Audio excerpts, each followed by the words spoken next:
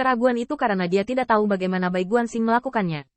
Dan keraguan ini, yang tidak bisa dicapai oleh metode lawan, pasti akan mengalir dengan kepanikan yang tak terbatas. Semuanya panjang, tetapi Qin Yichen hanya merasa waktu telah berlalu untuk beberapa napas. Dan setelah hanya beberapa napas, dia merasakan penglihatannya menjadi kabur. Seolah-olah, cermin itu tertutup es dan es. Matanya sebenarnya adalah cermin, dan jenis keburaman ini adalah es dan salju yang mengalir ke wajahnya telah membekukan matanya dan tertutup oleh es. Saya tidak tahu berapa lama telah berlalu, karena Qin Yichen tidak bisa lagi merasakan waktu di depan es dan salju abadi ini. Mungkin hanya sesaat, tetapi itu harus sama dengan mata dewa, kaki dan tangannya, pedang sihir di tangannya, tubuh Tao, dan banyak kekuatannya, semuanya pada saat yang sama, disegel oleh langit ini. Es dan salju patung es. Qin Yichen samar-samar melihat sosok Bai Guanxing berada kembali di puncak gunung yang tertutup salju 100 mil jauhnya, sampai dia mengabaikan pandangannya melihat keluar dari patung es. Mata Qin Yichen sedikit menoleh di antara patung es, dia melihat Hua Daoru. Sama seperti dirimu, Hua Daoru berubah menjadi patung es. Qin Yichen tidak tahu bagaimana Hua Daoru menjadi seperti ini. Rencana awal mereka adalah dia memindahkan ruang dan waktu terlebih dahulu. Dengan cara ini, Bai Guanxing mengincarnya dan menciptakan kesempatan bagi Hua Daoru untuk menyerang. Jika Bai Guanxing memilih untuk membidik Hua Daoru, maka ketika dia menerobos ruang dan waktu dan bergerak keluar, pedang Wukong Qin Yichen sudah cukup untuk membunuh Bai Guanxing. Tetapi melihat patung es yang telah berubah menjadi Hua Daoru saat ini, Qin Yichen tahu betapa mungkin pikirannya. Betapa naifnya itu. Hua Daoru masih sangat anggun. Dia mempertahankan postur memegang pedang lurus, heroik seperti peri pedang, dan bahkan es dan salju di langit membekukan gerakannya, ditambah dengan cahaya sedingin es, bahkan lebih menunjukkan cerah dan indah. Tapi Qin Yichen bahkan tidak peduli untuk menghargainya saat ini. Dia hanya merasa adegan ini membuatnya merinding. Keduanya, bahkan tanpa menyentuh sudut pakaian Bai Guanxing, keduanya telah berubah menjadi patung es. Bahkan gunung yang tertutup salju masih merupakan gunung yang tertutup salju, setinggi Tianzu. Bai Guanxing tetaplah Bai Guanxing, dan salju dalam pakaian putih memenangkan hawa dingin. Seperti yang dikatakan Bai Guanxing, dia tidak pernah berubah. Dia hanya membiarkan Qin Yichen memiliki pengetahuan yang lebih akurat tentang dirinya sendiri. Tapi Qin Yichen tidak bisa memahaminya. Mengapa? Boleh dibekukan menjadi patung es. Bagaimanapun, ini adalah putra Bai Ze. Dia dan Hua Daoru bahkan tidak pernah menyentuh ujung pakaian Bai Guanxing, dan dia mengenalinya. Bagaimanapun juga, klon tersebut hanya melemahkan kekuatan ilahi Bai Guanxing, bukan Dao Wei. Sama seperti setelah Bai Guanxing terbangun, meskipun tingkat kultivasinya masih Bai Guanxing, kognisi dan kecerdasannya adalah Bai Qiankun, yang cukup untuk dihormati oleh para kaisar yang kuat di semua sisi. Tapi kenapa? Aku jelas menggeser ruang dan waktu, tapi sepertinya berhenti di tempatnya. Dia tidak masuk ke celah waktu dan ruang. Dia tidak bergerak dalam ruang dan waktu.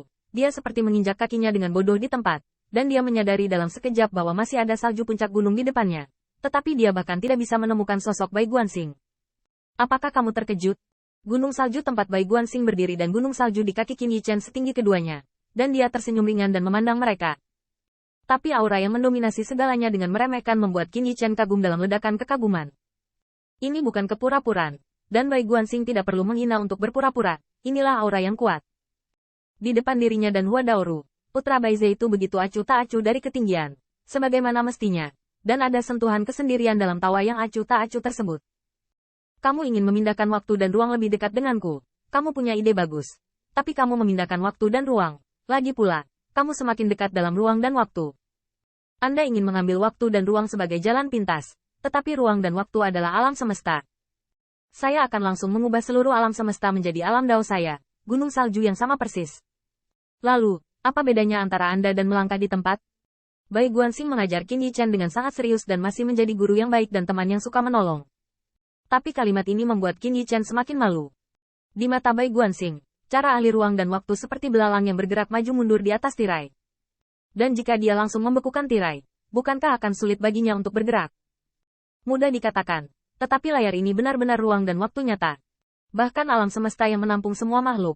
Bai Guanxing, ini mengubah alam semesta menjadi alamnya sendiri.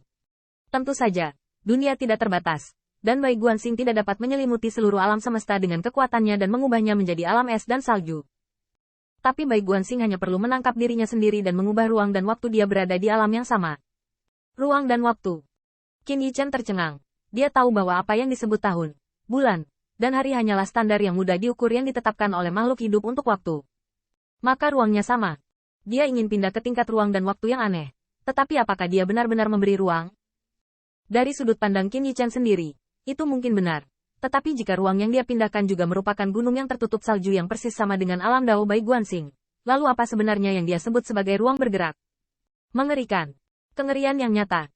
Di Bai Guanxing, Qin Yichen benar-benar merasakan ketakutan yang pernah dibawa oleh Hei Ancestor padanya. Artinya, dia tahu segalanya. Bahkan Bai Guanxing memberitahunya dengan sangat jelas. Tapi dia tidak bisa mengubah apapun. Menganggap alam semesta ruang dan waktu sebagai tirai, itu berarti Bai Guanxing dapat melompat keluar dari ruang dan waktu. Dan dalam istilah sastra, itu seperti melompat keluar dari 3 alam dan bukan 5 elemen. Itu benar-benar menghadapinya. Benar-benar seperti pembangkit tenaga listrik tingkat dewa yang dapat melakukan perjalanan di dunia dan melihat makhluk biasa menghuni sepetak bintang.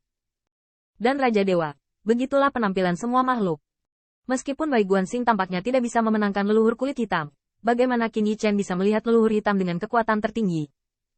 Dia bisa melihat semua ini hanya karena Hei Ancestor dan Bai Guanxing diturunkan ke ketinggian yang bisa dia lihat. Satu-satunya perbedaan adalah bahwa leluhur kulit hitam membuat dia merasa takut dan menyerah dari perbedaan dunia ini, sedangkan Bai Guanxing harus mengajarinya. Tentu saja, Bai Guanxing benar-benar ingin memberitahu Qin Yichen betapa dia pernah salah paham tentang dirinya sebelumnya. Qin Yichen ingin tertawa. Ingin menunjukkan senyum pahit mencela diri sendiri. Tetapi dia menemukan bahwa tubuh daunnya telah dibekukan, kekuatan ilahi tidak dapat bekerja, dan bahkan sulit bagi kaisar untuk mengeluarkannya.